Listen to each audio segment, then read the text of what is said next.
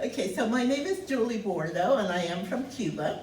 And I have been a refugee for many, many years because refugees is nothing new. Now we see more because there are so many more that we have. But I was born in Cuba, and I am part of the Pedro Pan or Peter Pan children. These are over 14,000 children that came to the United States unaccompanied. No family, nothing, just us. And we came here to the United States. Most of them, we had two camps, a camp for girls, a camp for boys. A lot of them went into foster care, or if you had family or friends that were able to say, I'll take care of her or him, that is how we ended up in here. I have been in the United States now for 57 years. So I'm more American than Cuban. Not really. I think we Cubans, we're always Cuban. I always speak loud and, In Wilmington, I have now lived for 35 years, so a lot of time. We have some questions. Why did you leave your home country? Well, as the Castro government took over, indoctrination started, especially for the children in the schools. Not only were we told how wonderful the Castros were and how awful everything else was, including your family, we were encouraged to go and tell the government if we heard anything at home that the families did not support the regime. My father had businesses, and of course, the government took over all of the business. We were given ration cards, which allowed us to get a pair of shoes, and this was 57 years ago. One pair of shoes a year, a quarter pound of meat a week, so we had to then live through all that, but at the same time, it was very, very scary. My family decided to apply to live Cuba and come to the United States. And of course, they have to be vetted. But the Cuban government denied our exit out of Cuba. By this time, the Cuban government was getting the kids out of the middle and high schools and putting them in trucks, literally like cattle trucks, and take us out to the countryside, and they will just drop you off in pairs and ask you to start walking around and find people or a home where people didn't know how to read and write. And it was our duty then to teach them how to read and write. Of course, it was indoctrination. Our first book, the 3 letters that they would learn were OEA, which is the Organization of American States, and then we would tell them all the things the government wanted us to tell them about it. So it was really hard, but the hardest part about that was that girls started to get assaulted and raped. My family didn't know what to do. They wanted to leave, but we couldn't leave. Then my parents heard about the Peter Pan exodus, and they made that wonderful and yet heart-wrenching sacrifice to make sure that I applied for that. And they sent me to the United States. Very hard. I was 14 years old, and I didn't understand why they would do that, I was angry a little bit with my parents, but I thanked them. I later on realized the sacrifice that they have done for me.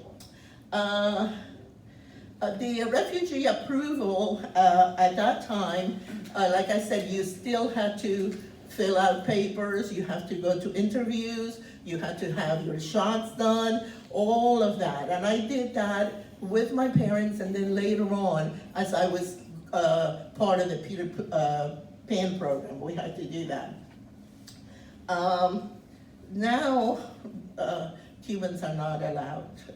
Some of them were coming as a refugee. I met a few families and worked with a few families through IRM. And then for a while, especially in Florida, we had the ones about dry feet, wet feet. That of course, that program was ended too. let's see. Challenges. What have been the challenges? Well, for me, about missing my family is something. I would walk into the stores and cry because all the food was there. Again, my family didn't have food. They would have to stand in line for 6 hours in order to get a pair of shoes. And when you get there, they don't have them in your size. They don't have women's shoes. You buy a pair of men's shoes, and hopefully you will be able to trade it in the black market. But if they caught you, God forbid, then you'll end up in jail. So going to the stores and see the abundance really, really was hard in the beginning. And then, of course, the language. I was 14 years old. I was in high school, and I could not speak English. I could not read, and I could not write.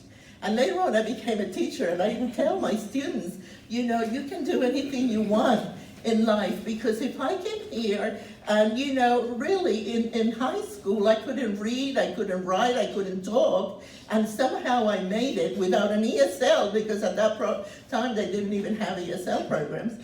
You can do it, anybody can do it. It's hard work. I worked very diligent because I had that thing that I had to prove my parents that, you know, I was a good girl and that they would be proud of me. So that drove me all the time to do. Now, my challenges as a refugee is dealing with the persons that do not want refugees, that do not understand what a refugee is. It's very hard. I don't want to confront anybody, but it's hard sometimes to keep your mouth shut in order to keep peace.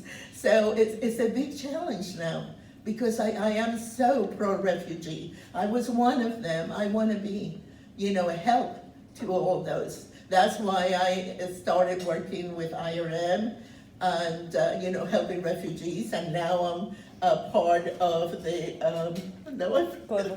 Global Connections with Catherine and Jocelyn. Let's see, what do you miss about your home country? Well, when I left, it was my family. Now I miss the beauty that my country was, because it was so beautiful. But I also know that that only exists in my mind. It doesn't exist at all.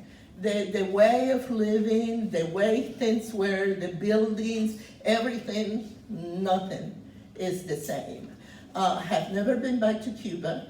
It is against my principles. I am not going to provide any money for that regime. But my son, my kids always wanted to go, and my son went this year. And I said, please remember, what you're going to see is not my Cuba. The Cuba I told you about is the one that is here. And he saw, and he took a lot of pictures and wrote a lot of pictures. So at least they can see, you know, what the island used to look like, because really the natural beauty is still there. Let's see. What do you enjoy about living in the U.S.? Freedom. That's number one, freedom. I am so free to have freedom to do things.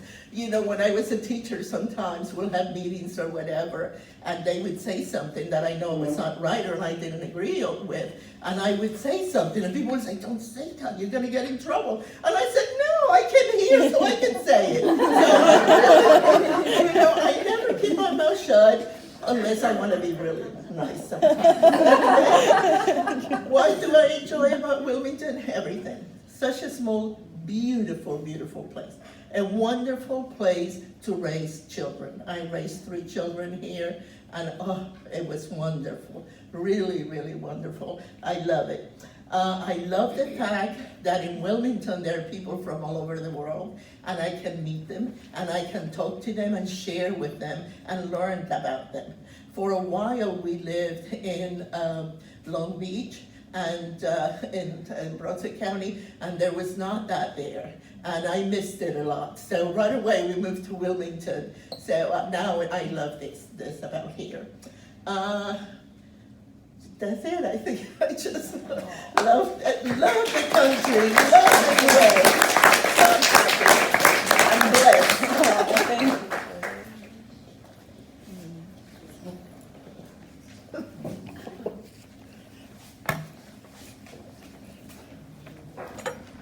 All right,